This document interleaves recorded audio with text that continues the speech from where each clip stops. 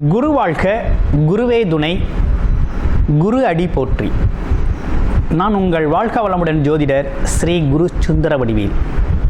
இப்போ பார்த்தீங்கன்னா குரு பக்ரவ பெயர்ச்சி பலன்கள் தனுசு ராசிக்கு எப்படி இருக்கும்?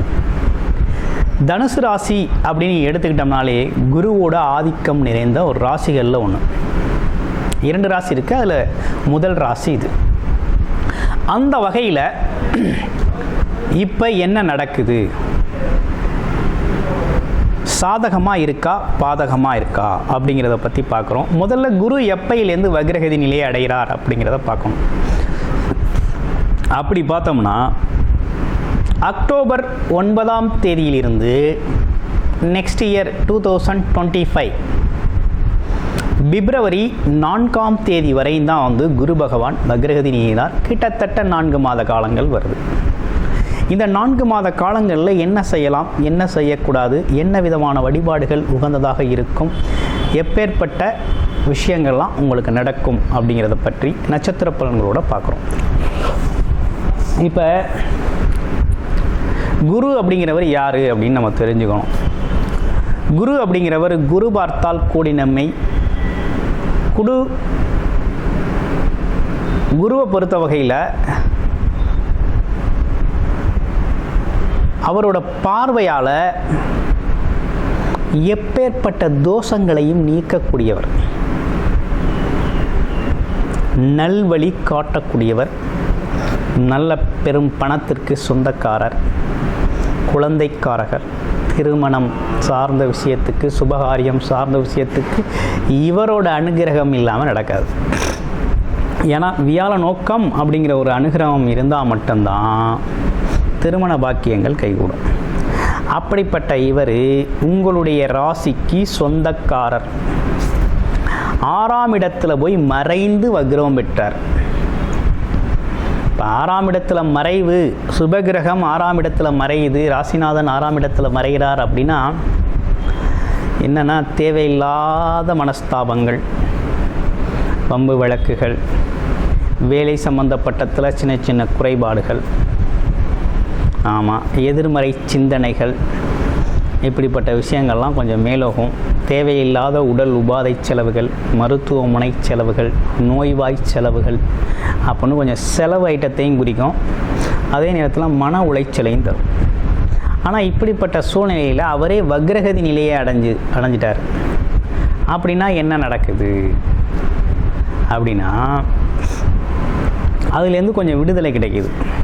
இப்போ தனுசு ராசியை பொறுத்த வகையில் ஓரளவு இந்த காலகட்டம் நல்லா தான் இருக்கும், பயப்பட வேண்டாம். முன்னாடி இருந்ததுக்கு இப்போ கொஞ்சம் நல்லா தான் இருக்கும், பயப்படுற மாதிரி ஒன்றும் இல்லை. என்னென்னா கொஞ்சம் முன்னாடி இருந்த முயற்சியோட இப்போ அதிதீவிரமான முயற்சி எடுப்பீங்க, எல்லாத்துலேயும் வெற்றி பெறணும்னு நினைப்பீங்க. வேலை இல்லாதவங்களுக்கு கொஞ்சம் வேலை கிடைக்கும், வேலையில் இருக்கிறவங்களுக்கு கொஞ்சம் மதிப்பு மரியாதை அதிகரிக்கும். ஆமாம், தனம் சார்ந்த விஷயத்துக்காக பெரும் முயற்சி அப்படிங்கிறது இந்த காலகட்டத்தில் நடக்கும். எதிரி வம்பு வழக்குகள் எல்லாம் கொஞ்சம் சால்வ் ஆகும். கடன் அப்படிங்கிறது கேட்டிருந்தீங்கன்னா உறுதியாக கிடைக்கக்கூடிய ஒரு நல்ல காலகட்டம். அதனால் இந்த காலகட்டங்கிறது உங்களுக்கு நல்லா தான் இருக்குது. பார்வை பலன் எடுத்துக்கிட்டோம்னா உங்கள் ராசியை பொறுத்த வகையில் குரு எங்கே பார்க்குறார் அப்படின்னு பார்த்தோம்னா உங்கள் ராசிக்கு 12ஆம் இடத்தை குரு பார்க்குறார். அப்போ விரய செலவுகள் சாஸ்தி. கடன் வாங்கி விரய செலவு பண்ணணும் இல்லையா? ஆஸ்பத்திரி, உடல் உபாதை, உடல் நோய்,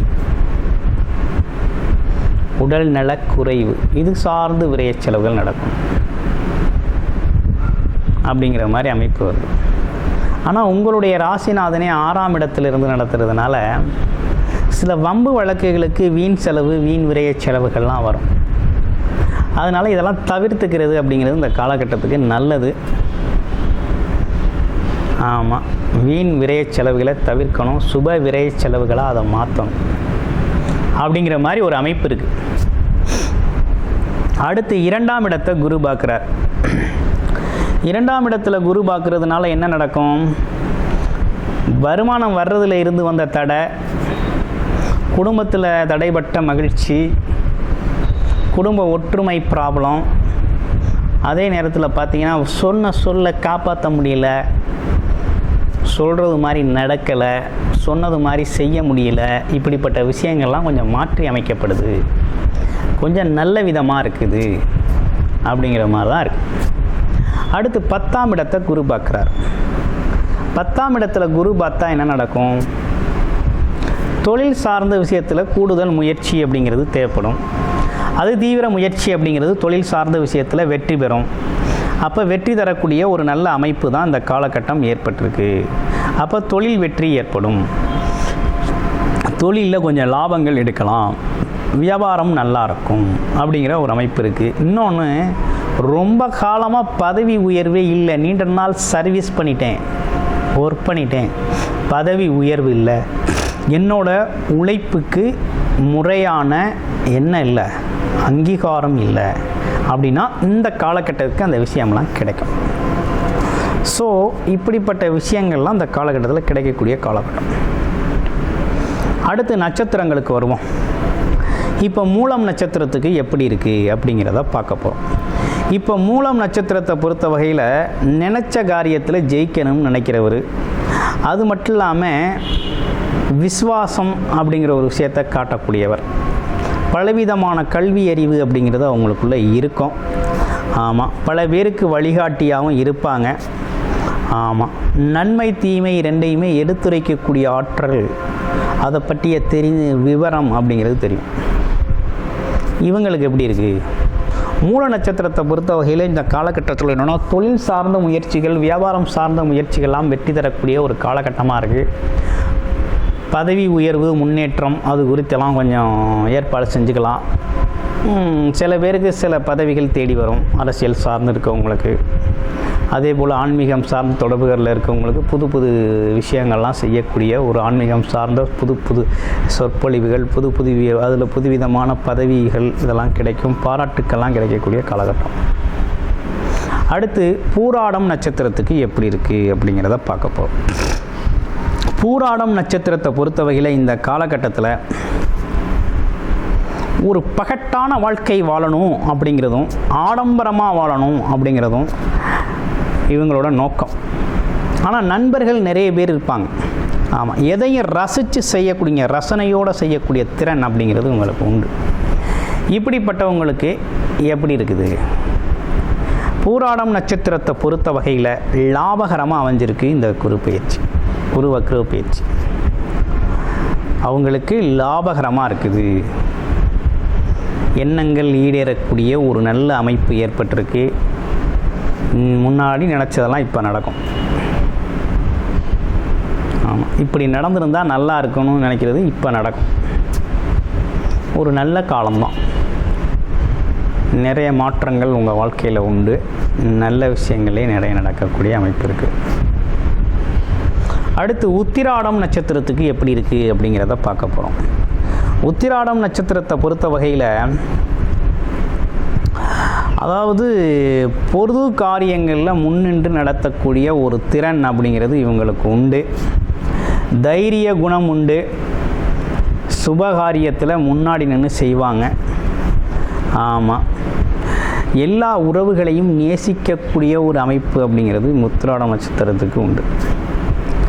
இவங்களை பொறுத்த வகையில் இந்த காலகட்டம் அப்படிங்கிறது அரசு சார்ந்த ஆதாயம் பெறக்கூடிய ஒரு காலகட்டமாக இருக்குது. அரசு துறையில் இருக்கவங்களாம் அந்த காலகட்டத்தில் அவங்களுக்கான அங்கீகாரம், உழைப்பு, டிரான்ஸ்ஃபரு இப்படிப்பட்ட விஷயங்கள்லாம் நடக்கும். நல்லது நடக்கக்கூடிய ஒரு அமைப்பு தான் இருக்குது. உங்களை யாருன்னு வெளியில் தெரியக்கூடிய ஒரு அமைப்பு. நல்ல விதமாக சர்வீஸ் பண்ணியிருந்தீங்கன்னா நல்ல விதமாக தெரியும். அந்த மாதிரி தெரியக்கூடிய, வெளியில் தெரியக்கூடிய ஒரு நல்ல காலகட்டமாக அமைஞ்சிருக்கு. நீங்கள் என்ன விதமான வழிபாடு செய்யணும் அப்படின்னா, கண்டிப்பாக வியாழக்கிழமைகளில் குரு தட்சிணாமூர்த்தி வழிபாடு அப்படிங்கிறது உறுதியாக செய்யணும். அடுத்து இரண்டாவது, விநாயகர் கோயிலுக்கு திங்கட்கிழமை போயிட்டு வரணும். போயிட்டு வந்தீங்க அப்படின்னா உங்களுக்கு ரொம்ப சிறப்பாக இருக்கும். உங்களுடைய தசாபுத்தி என்ன லக்கணம், என்ன தசாபுத்தி நடக்குது, இந்த காலகட்டத்தை எதை பயன்படுத்திக்கலாம் அப்படிங்கிற மாதிரி சில விஷயங்கள் உங்களுக்கு கேள்விகள் இருக்குது அப்படின்னா, உங்களுடைய பிறப்பு ஜாதகத்தை பார்க்கணும் அப்படின்னா டிஸ்பிளேயில் தர நம்பருக்கு கால் பண்ணி உங்களுடைய பிறப்பு ஜாதகத்தை முழுமையாக நீங்கள் பார்த்து தெரிஞ்சுக்கலாம். லக்கண அடிப்படையில் என்ன தசாபுத்தி இருக்குது, என்ன செய்யலாம், என்ன செய்யக்கூடாது, எது சார்ந்த முயற்சிகள் பலனளிக்கும் அப்படிங்கிற விஷயத்தெல்லாம் முழுமையாக தெரிஞ்சு பயன்பெறலாம். நன்றி, வணக்கம்.